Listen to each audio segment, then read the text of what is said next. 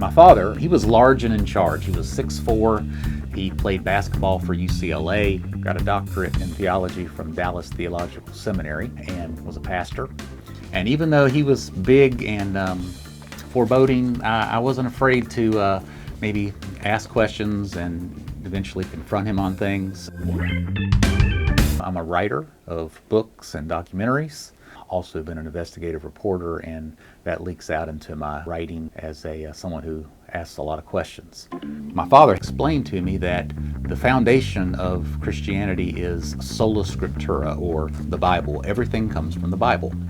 I eventually started asking the question, okay, so it all comes from the Bible. Who decides what goes in the Bible? Because back then they didn't have this leather book that all the books were in. They had 1,000 scrolls, and you had to figure out which one was scripture and which one wasn't. They would say, well, in the 3rd, 4th, 5th century, the early church decided which books went in the Bible. And I thought to myself, well, if that's the case, what about the other things that the early church at that time said were non-negotiable beliefs of the Christian church? The real presence of Jesus Christ in the Eucharist, incense, icons, going to confession, liturgical worship, bishops and such. All those things that sometimes as more modern Christians we sort of bristle at. Well, that led me on my journey, and one thing led to another. I kept asking all those questions. There's lots of people who claim to be churches, pastors, there's cults, there's weirdos, there's all sorts of things. Who legitimately gets to make these rules? That answer is in the wisdom of the church fathers over the centuries in the Orthodox Church. Historical fathers of the church really having more wisdom than we do on how to conduct a worship service. We rise up to heaven, Christ and his angels come down, we have this eternal moment where we are partaking of the very body and blood itself of Jesus Christ. And that union with Christ is something that causes me to no longer ask my questions. Dr. Jack Arnold quoted the Bible moments before he collapsed at the podium from cardiac arrest.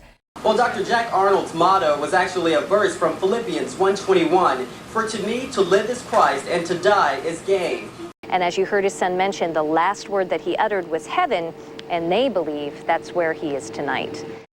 He was 69 years old, preaching to about 600 or 700 people. And it became the national and international news story that is part of his great legacy today.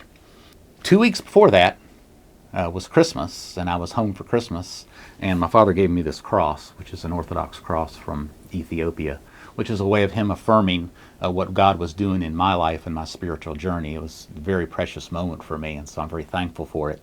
I can see how God is at work building his church throughout all the generations. Presbyterian pastor Jack Arnold was in his pulpit Sunday morning, and he is concluding his sermon with the words, "And when I go to heaven," and he went. Paul Harvey, good day.